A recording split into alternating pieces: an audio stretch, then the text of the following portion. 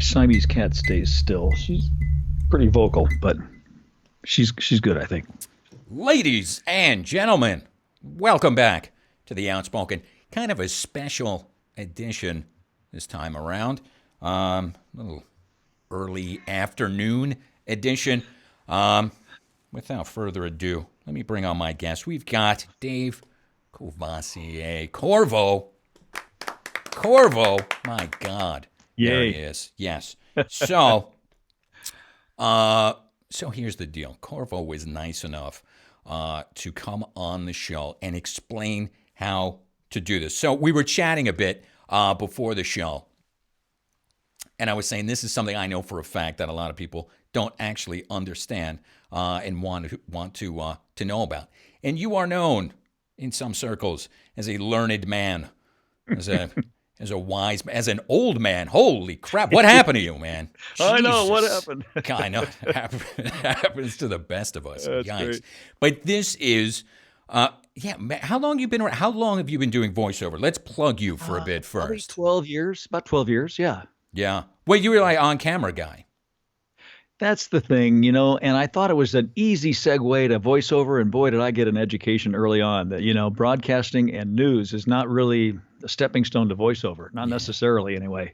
Well, it's like a million, like the radio guys, and then they're in radio forever, yeah. and then they come over to voice. But you're a newscaster guy and came over to voiceover. Yeah. But so 12. It seems like you've been blogging about voiceover for 12 years. How long have you been doing that? I almost have, yeah. It's been at least 10, 11 years that I've been doing that. And it started as a journal for myself, just to kind of be able to remember the places I've been and the things I've seen and the reviews that I've read. And then I found out that people were interested in reading it. So it became kind of public, and I've been doing it ever since. Well, if y'all haven't been to his blog, it's outrageous, man. Like, this guy's prolific. He's like the freak, blah, blah, click, click, click, whatever. And, like he said, he's been doing it for a million years. So he's, broached a lot of topics. And there was a time back in the day where it was like all tech stuff, and you'd be tech, and all the new stuff, and you got really interested in this new stuff and whatever. But you've been using Skype now for a while. And like I said, I've got talent. And I try, and we go, all right, we got a phone patch set up. And they, I don't have like a landline anymore or whatever. And so, what are you, using your cell phone or something? They go, yeah, well, why don't you use, Skype? People are using it. And they go, I don't know how to, and I don't whatever. And that's, God dang it, it needs to just be a way that somebody explains it. And then the next day, from the last, complaint or somebody saying that they were confused, I'm talking to you, you're doing a Skype thing is a phone patch. So the client doesn't know that it's a Skype thing. They don't have to hop on Skype. Nope. But you're doing it. You had a problem or something, though, I think. I don't know. Well, so Eric, you found this client for me, and God bless you for that. Thank you. And they're a regular client, and every time they want me to do a job for them, they want to sit in, and they're not overbearing about it. Some clients can be really overbearing. I can just picture 5 people sitting in a row in a studio somewhere going, well, I'm here, so I guess I better say something about his performance. When really, you probably get it pretty good on the first take. But I digress. The thing is I have these clients who regularly want to hear my delivery on the copy that you found these clients for me, and so I patch them in by phone. And that phone patch term has morphed over the years. It used to be everybody had a landline and they tap in, as you said you just did before going into this video, with a JK audio box. And that means you have a landline, but so many people now don't know how to phone patch because they don't have a landline, so they use their cell phone, which is okay. It's adequate. But Skype is so much better. Skype is not recording audio quality, but it comes across to the client through the phone patch as really good quality audio. Okay, first off, because I know this is going to be everybody's first question, is it free? Skype to Skype calls are free. So if you're registered on Skype and I'm registered on Skype, I can call you, I can text you, I can send you, files, video, whatever. It's free. If you want to call a landline or have somebody on a landline call you, then you've either got to pay for, a minimal amount to cover that cost, or you get a subscription. If you get a subscription, you get your own phone number on Skype, and anybody from any landline can call you on that number. And that's what I have. And just to answer the question that comes to mind always is, well, how expensive is that? It's $30 a year. It's $30 a year. I don't see that as onerous. Well, no, especially if you could drop your landline. Most people, if they have a landline, Yeah. the only reason they have it, like we were discussing beforehand, I've got a JK audio box that we've had for a zillion years, and we have a landline. It's like bundled into our, internet or TV or whatever cable. the hell. Yeah. But that's the only reason. The only phone that we have is in the booth. That's the only reason we have the landline. So if we're able to just drop it because we're only using it for phone patch, then $30 a year or whatever is definitely worth it. So the second question that I know everyone's going to have is it difficult? How do we do this, man? Okay, so let me see if I can walk people through this. I always check the line first before the session by calling my Skype number with my cell phone. And sure enough, it rings through on my Skype, so I know I got a good connection and the number works. It's a unique number. It's like having your own phone, only I paid a $30 subscription to get a Skype phone number. It's an identifiable number, a 997-3202. Big deal. Okay, so now my client, the one you found for me, Eric, has that number, and they know they can call me on that number to do a phone patch. So I've set up that. I've opened up my Skype session like we're doing right now. And I'm ready for their call. It's just waiting for the countdown at the time allotted. But I've also got Skype configured and in the settings for the same microphone that I use to record on Adobe Audition in my studio. So I've got Skype configured to my mic, and I've got my DAW configured to the same mic. Now, here's the only place I can think of where people might get a little bit of a conflict. Sometimes if the audio chain is set up differently than mine, for instance, you may not be able to do the same mic for both Skype and your DAW. I've never had that problem. I don't know of anybody else that does, but I suppose it's conceivable. So now I've got Skype. I've got my main studio mic going through Skype. I've selected it in the settings for my audio for Skype, and I've also got it selected for my DAW. So what's the problem? I'm recording on my DAW, and they're hearing me through Skype, all through the same microphone. So Skype is on your recording computer, obviously, and you're basically just running these things parallel. There's not some sort of patch where you're Nope. external or even internal where you're patching Skype into your DAW Right. or vice versa or whatever. They're just they're just two programs that are running. You're recording stuff and Skype in tandem, and they're both using your interface and the same mic as the input. Right. And like you suggested for this very call that we're doing right now, turn off some of the things that might be pulling resources from your computer or from your IP. So I turn off my Carbonite automatic backup. I turn off Dropbox. I turn off the things that might run in the background that will pull from my IP signal. And I just turn all those off before the session. I've never had a problem with it dropping out. It just works great. It works seamlessly, and the client doesn't even know. I mean, as long as you're wired. A lot of people, even for these types of interviews and stuff, they use the wireless internet, and that usually is what drops. If you're able to plug in, for any connection, especially like Source Connect or some of those things, you can't imagine how many people were like, what it drops. Wait a second, how are you? Well, it's plugged into my laptop, and is your laptop on wireless? Yeah. Well, even if you've got a great router or whatever, that's usually what drops. So if you could plug in direct for any sort of connection, you're going to be better off. Excellent point. Now, for this call, I'll confess I'm on a Wi-Fi, and it's pretty good.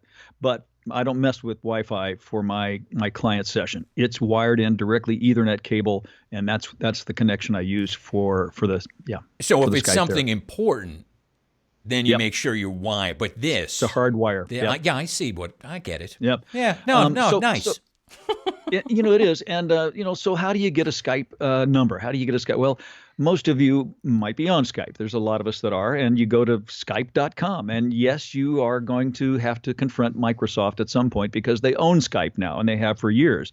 So at some point, you're going to have to open up a Microsoft account, go to your Skype profile, your Skype account, and you have a choice to buy a subscription. And it's like I said, I pay $30 a year. It's automatically renewable. I don't even see it. Of course, $30 is $30. Maybe that's a lot for you. I don't know. But it seems inconsequential to me. And so I've got that account. I got my number set up. It's always in place. People can call me from any landline, and I can call anywhere to any landline on that subscription. Here's a question. So I could initiate the call. I don't. My client does. But I could initiate the call to them if I wanted to make the phone patch. Oh, and there's no extra fees or blah, blah, blah. No. So, but now if these things are running just both two separate programs that are running at the same time, and the two are not, wired or patched in somehow between them. Can you do playback? So I play back from my DAW, and I don't think it goes through Skype. It just goes through my microphone. But I'd have to look at that. That's a good point. Maybe I could do it directly through the system. That would be helpful.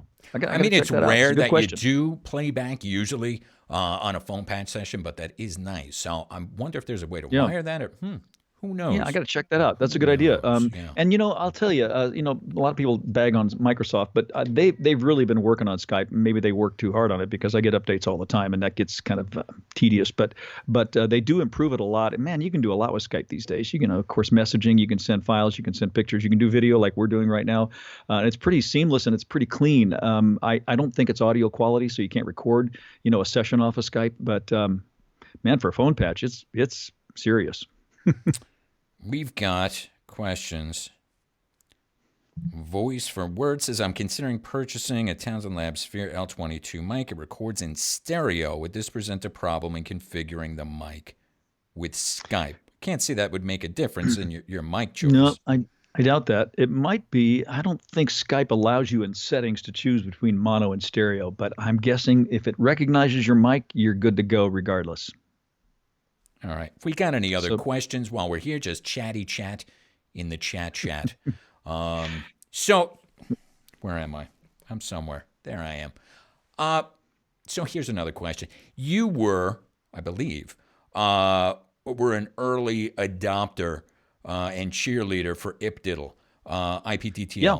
And there's a lot of folks that are using that as a phone patch. There are folks now that they've got the IPDIDL set up, and then that now is like their everything. It's the phone patch and their ISDN and their whatever, and nobody knows. Like, no, you wouldn't even know. Like, we've got talent, and they say, these are my SPIDs. Hey, no, they're not.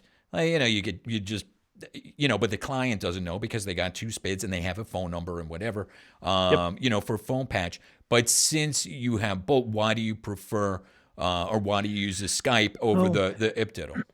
It's just a legacy for me. Skype was there first. I use IPDIDL too. I have a subscription there, and I queried Kevin Leach about this in doing research for our little session here. I asked him, how do you do that? Because I've never done that with IPDIDL, but it works. You have to put a phone number on your account. You have to. I think there's a fee, tacked onto your account for a phone number, and then you just dial it up, and you're in like Flint with a phone call. They don't have to have IPDIDL on their end, and most clients, of course, don't. I think you can do the same with Source Connect or maybe even a connection open. So and your cell phone is a default. If everything else fails, you got a cell phone right in your hand. You can use that for phone patch. There's a lot of ways to do it. I just been using Skype all these years and found it to be easy, simple, fairly inexpensive. In that cell phone thing, it's just not great for clients. No. A lot of times talent say they use it, and then sometimes they use a Bluetooth headset, and then they kind of stick it under their cans or something. I'm like, okay, that works. But they go, I just stick it on my copy stand and do like do it that. And then I'm like, well, then the client's going to talk, and that's going to pick up. And, this way, I guess, the Skype is going through your cans. Well, that could be another thing, I guess. But it's the same with any phone patch. If you're a no-can type of person, you're going to have some difficulty.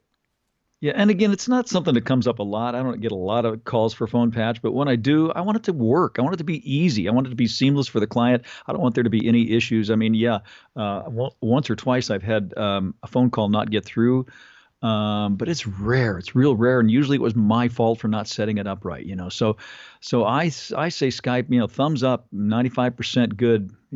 Almost anytime you want to use it for a phone patch, it's pretty seamless. Well, like I said, we got that JK thing. And that takes a little finagling if you want to do it. Usually you have it set and it'll kind of pick up, but you got to make sure it's set. And then if you want to call out, which we don't do very often, but every once in a while, like Lindsay will be like, I got to call. It's like, what do you, push the button and then dial the thing and the whatever. Yeah. And so it's easier to just have it, on your dang screen, I guess, I would say if you want to look into this, go ahead and spend $5 for just a one-time usage. You can do that. You can say I'm gonna put $10 on my account, $5 on my account, and then you can try it out. That way you can check to see if you can still use the same mic through the same system on your Skype and your DAW at the same time. That's the only place I could think of where there might be a logjam.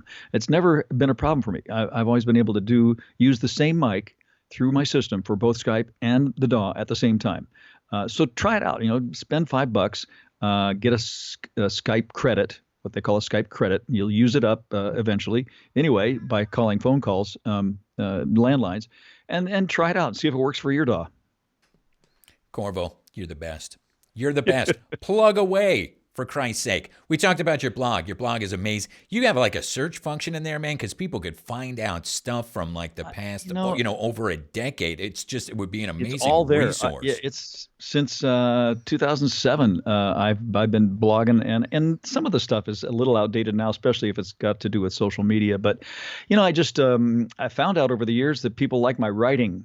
So I really enjoy that, and I enjoy blogging, and I've slowed down a little bit here in the last few years. I don't do it 5 days a week now. I do it like 3 days a week instead. But it's also been good fodder for a book that I published a book in 2014, and now I'm getting ready to release a second edition of my book because I've got that many more new articles that I want to just publish out there. It's nothing you couldn't find on my blog if you searched for it, but people like to see it all neatly packaged in a book, and then I'm going to also create the audiobook that goes with it. And I find the audiobook sells better than the print copy. So how do we find your blog? How do we get your book? How do we hire you as our voiceover? I'll tell you how we hire him. We go to shepherd.agency, and you go through me, for Christ's sakes. But somebody wants to buy your book, read your blog, send you hugs and kisses. Where do we go? Okay, it's Courvo, which is the first 6 letters of my last name. A lot easier to say than Courvoisier. So Courvo.com/blog, or just Courvo.com. Takes you to my main page, and you'll see the blog tab at the top. Courvo, you're the best. Thank you. I appreciate it. No, thank you. All right. Ladies and gentlemen, Courvo, Dave Courvoisier. You know him. You love him. Well, if you didn't know him, now you know him. So if you say, I can't do a phone patch because I don't with the blah, blah, blah. Yes, you can. It's easy. It's incredibly easy. We finished all that up in like 5 minutes, and most of that was blah, blah, blah. Chitty chat. Anyways, you want more of him? Yeah, Courvo's Corner. Ongoing? Yes, more Courvo. We love him. Let us know in the comments. If you got any other questions, let us know, and I'll try to hit up those comments, or maybe Courvo will lurk around in his video so he can watch his amazing performance. Thank you, everybody. Until next time, bye-bye.